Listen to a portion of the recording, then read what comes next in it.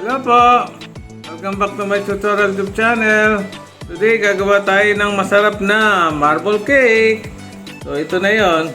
So, ito na yung mga ingredients niya, guys.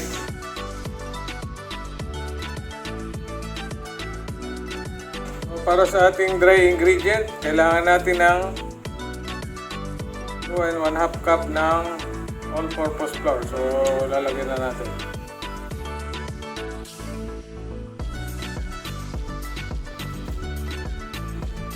So, isi-ship natin siya, guys.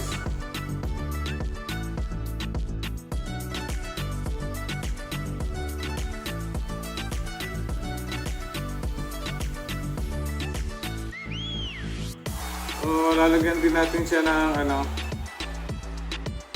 1/2 teaspoon ng salt. And then,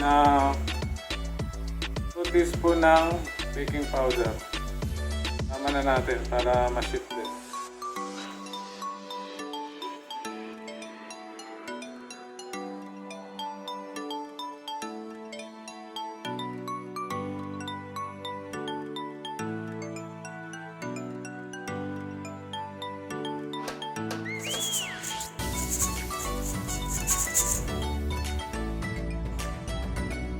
Then mix natin.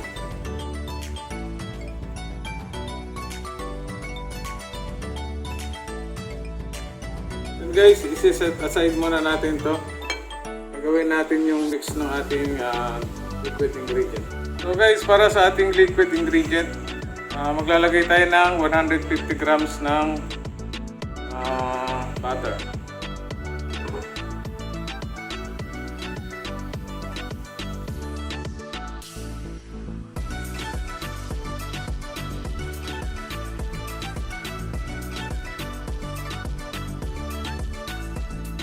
Guys, pagka nabit na siya, ilalagay natin yung 1 cup ng sugar, white sugar.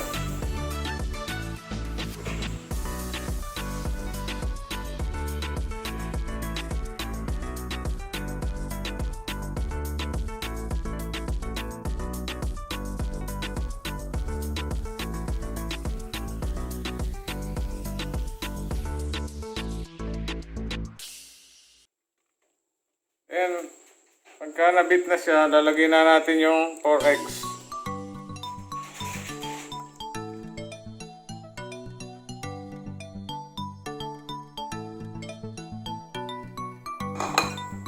Then bibitulin natin.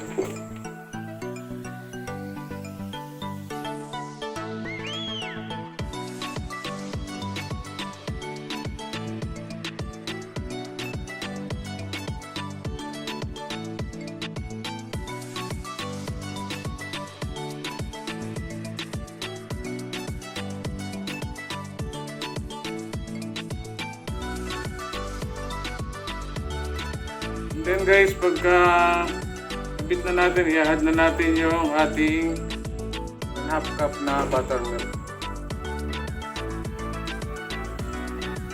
Then mag-add tayo ng 2 teaspoon ng vanilla.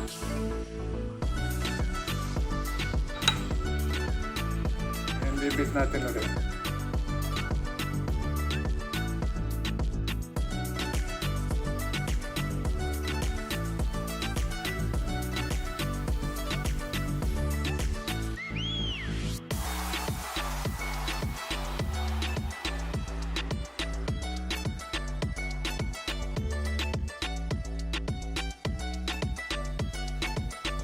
Then guys, i-add na natin gradually yung ating dry ingredient.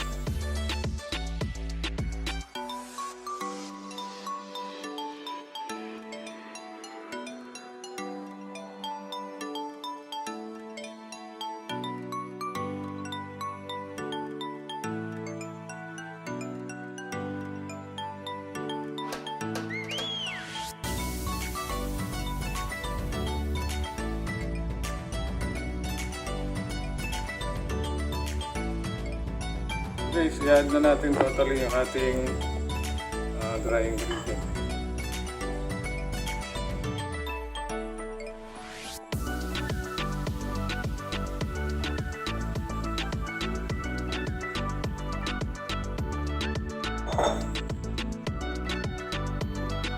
So guys, kung wala kayong mixer, pwede rin namang wish.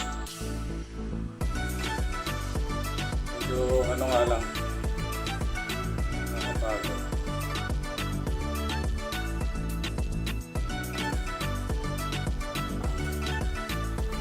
Kasi pagka yung mixer agad, so matapon yung natin. So, gagamitan ko na siya ng hand mixer. Mas mabilis.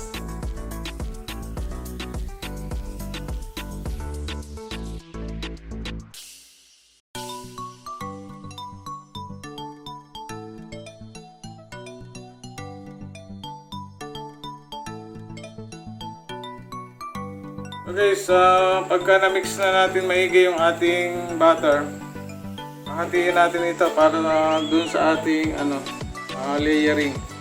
So yung white butter ay i-reserve natin para sa ating layering.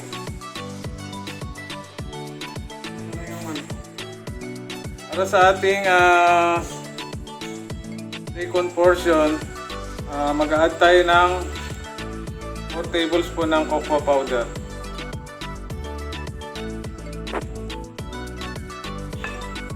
Then mag-add tayo ng 3 tablespoon ng milk.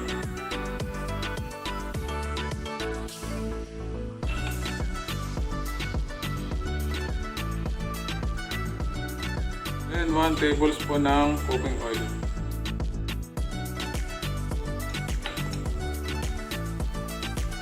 Then 1/4 teaspoon ng baking powder. And combine na natin ito. I-mix natin.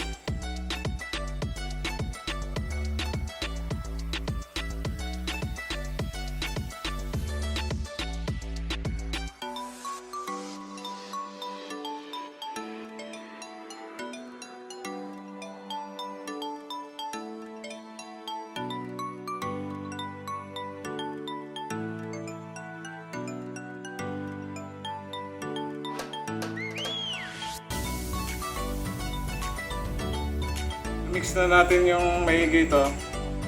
Pwede na natin ilagay sa ating baking pan. So tara. So guys, yung ating baking pan ay lalagyan natin ng cooking oil para hindi dumikit yung ating apple cake.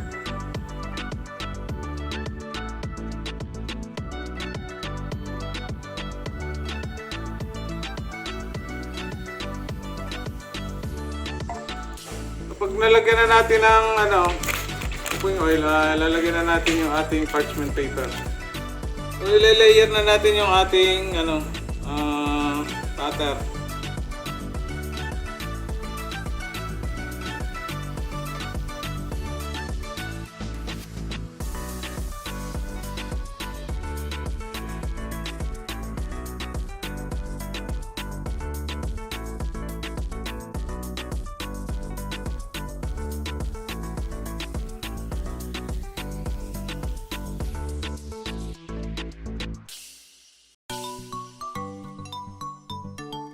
Ayan guys, pagka napil na natin ng mga 3/4 yung ating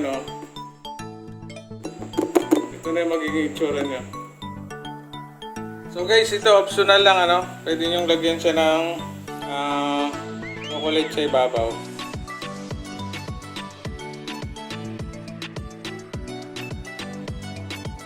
Ayan. Then para malo talaga siya sa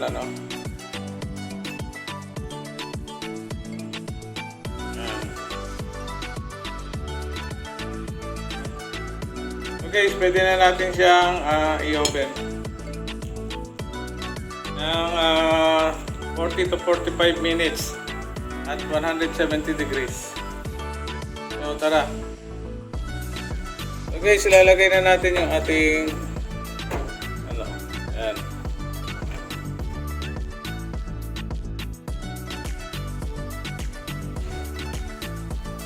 So guys, ito na yung ating marble cake. So, hahanguin na natin. Ayan na guys, oh. Naluto na siya. Try na natin.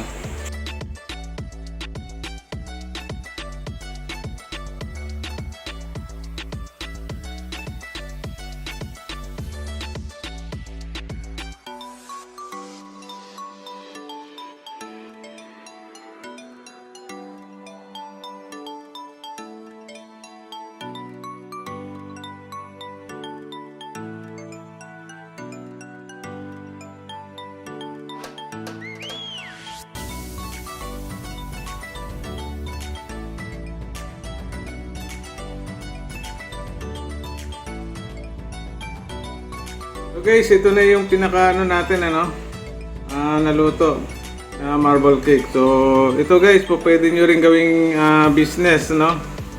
Magpa-order kayo ng mga marble cake. So sa mga darating na mga okasyon, pwede kayo magpa-order online or sa mga kaibigan nyo. So tikman na natin kung masarap yung ating nalutong marble cake. So ito na yung kinat ko na marble cake yan. Yan. So, pipiraso lang ako.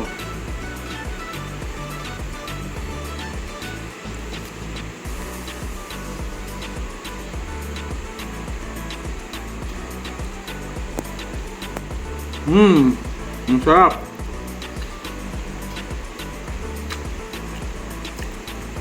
So guys, kung may bago kayong natutunan sa video na ito, please like and subscribe to my YouTube channel. Thank you po, ingat, and God bless po sa lahat. So, titikman ko na yung marble cake na niluto.